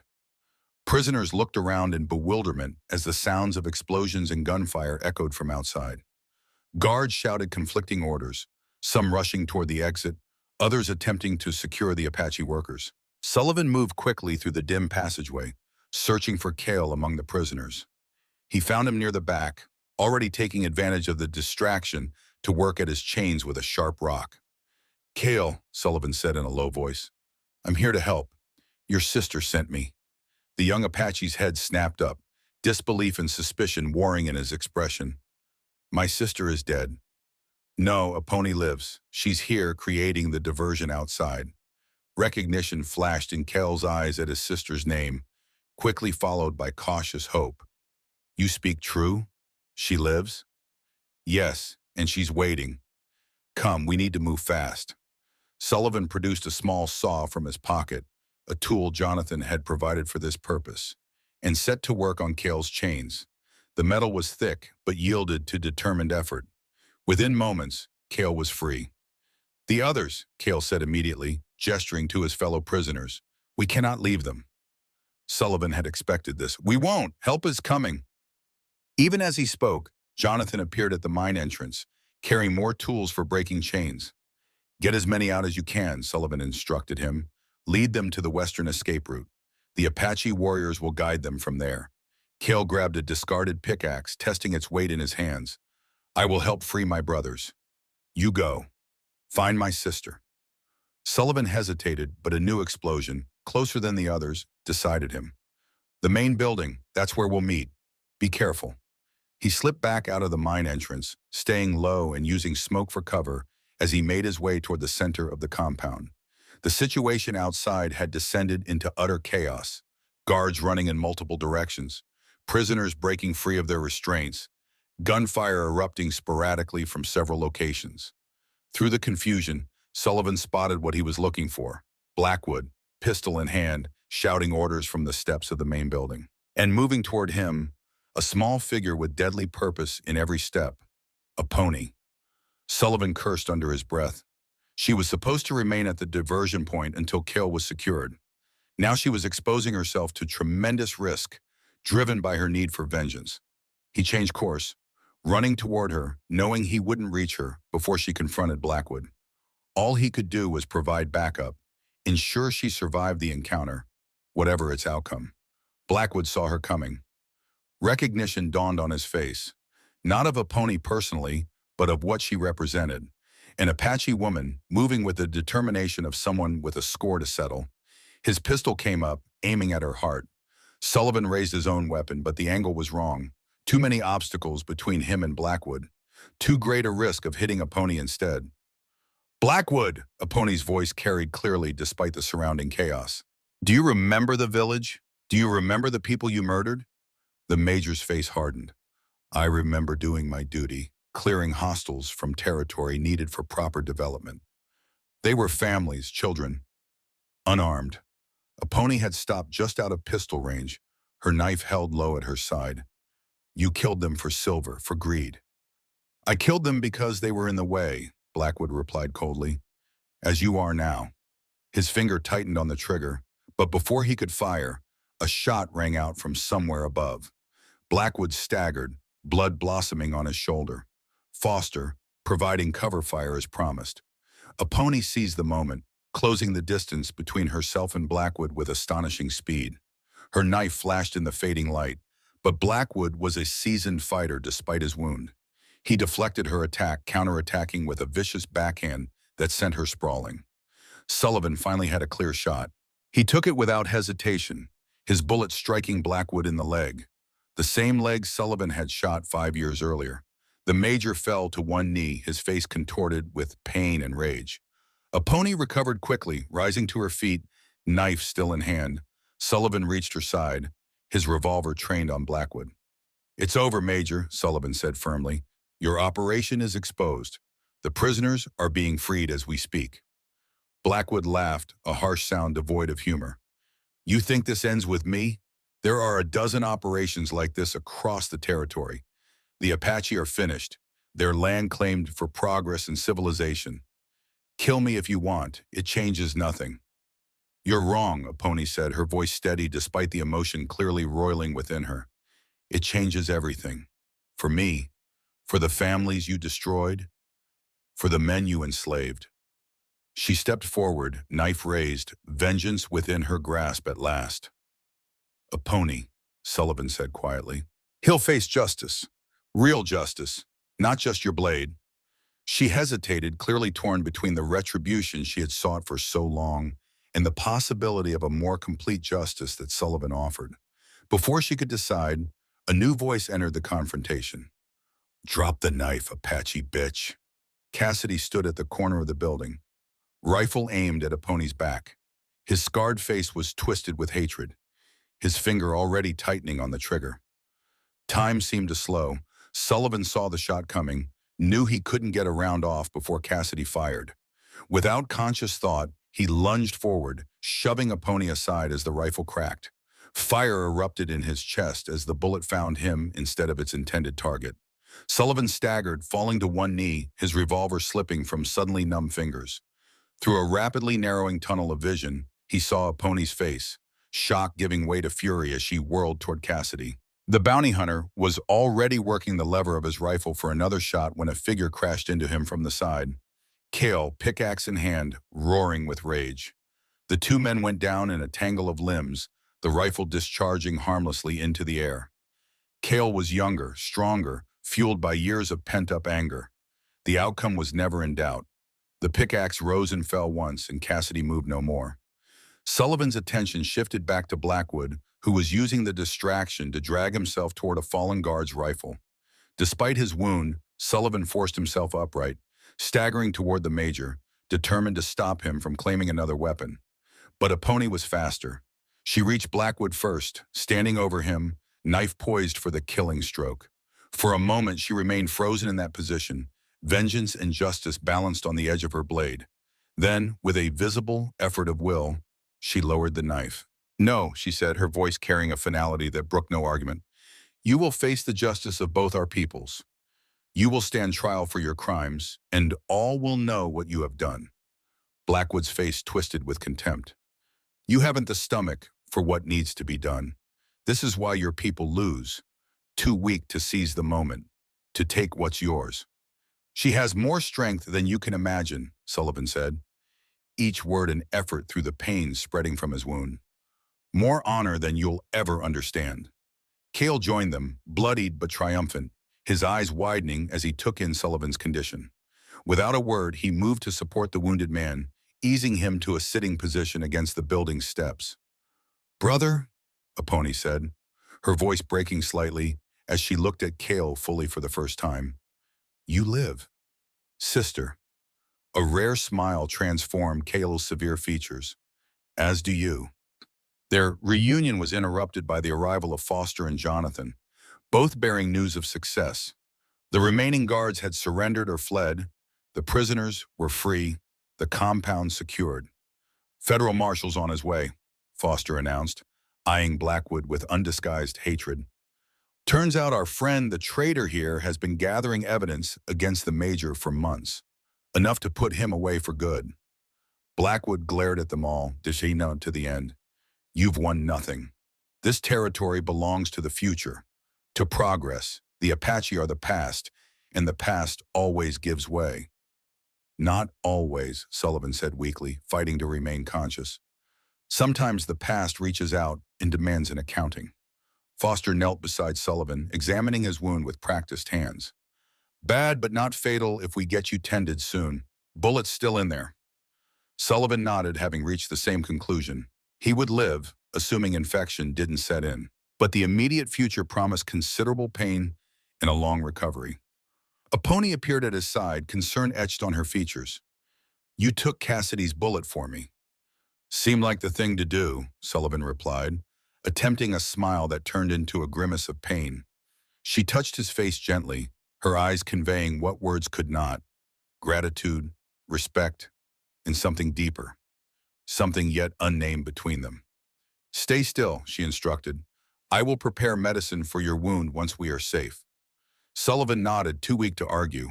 Around them, the compound had grown quieter as the freed prisoners were led away by the Apache warriors, headed for the mountains where they could regroup before dispersing to find their families. Blackwood was bound and placed under guard, his face a mask of impotent rage as he watched his operation dismantled around him. Jonathan produced papers from inside his coat, documents detailing the illegal seizure of Apache lands, the corruption of territorial officials, the blood money that had financed the mining operation. This will reach Washington, the young trader promised. The governor, the Indian agents who looked the other way, they'll all face investigation. It won't fix everything, but it's a start. Sullivan hoped he was right, though experience had taught him to be skeptical of justice from distant authorities. Still, exposure of Blackwood's operation would make it harder for others to follow the same path, at least for a time. As twilight deepened into night, Cale and two other men fashioned a travois to transport Sullivan. Foster had determined the nearest doctor was in Silver City, ironically the same town where Blackwood maintained his residence. We'll leave at first light, Foster decided. Too dangerous to travel these trails in darkness, especially with wounded, no one argued. A temporary camp was established at the edge of the compound, far enough from the mine for safety, but close enough to maintain control until the marshal arrived. Sullivan drifted in and out of consciousness through the night, pain and blood loss taking their toll. Each time he woke, a pony was there, bathing his forehead with cool water, offering herbal preparations that dulled the worst of the pain. Cale kept watch nearby, his presence a silent affirmation of the unlikely alliance that had formed. In the gray light before dawn, Sullivan woke more fully, his mind temporarily clear. A pony sat beside him, her face softened by firelight, fatigue evident in her posture. Yet there was a peace about her that had not been present before, the peace of one who had found a path beyond vengeance. You didn't kill him, Sullivan observed, his voice barely above a whisper. A pony's gaze met his. No, I found I wanted justice more than revenge. For all of us. She paused, a small smile touching her lips. A wise man once suggested that perhaps I was stronger than my hatred. It sounds he was right. Sullivan returned her smile, warmed by her words despite his pain. What will you do now? You and Cale? There are others of our band still free in the mountains. We will join them, help rebuild what Blackwood tried to destroy. She hesitated, then added softly, And you, when you heal? The question hung between them, laden with unspoken possibilities. Sullivan had no answer ready, had not thought beyond the immediate mission, beyond ensuring Blackwood faced justice for his crimes. I don't know, he admitted. My cabin seems very far away now. A pony nodded, understanding what he couldn't quite articulate. The solitary existence he had built for himself no longer seemed to fit the man he had become through their shared journey. When you are well, she said carefully, there is a valley in the mountains, a place of healing waters and ancient spirits. Few white men know of it. She met his gaze directly. You would be welcome there, to visit, to decide what comes next. The invitation was unexpected.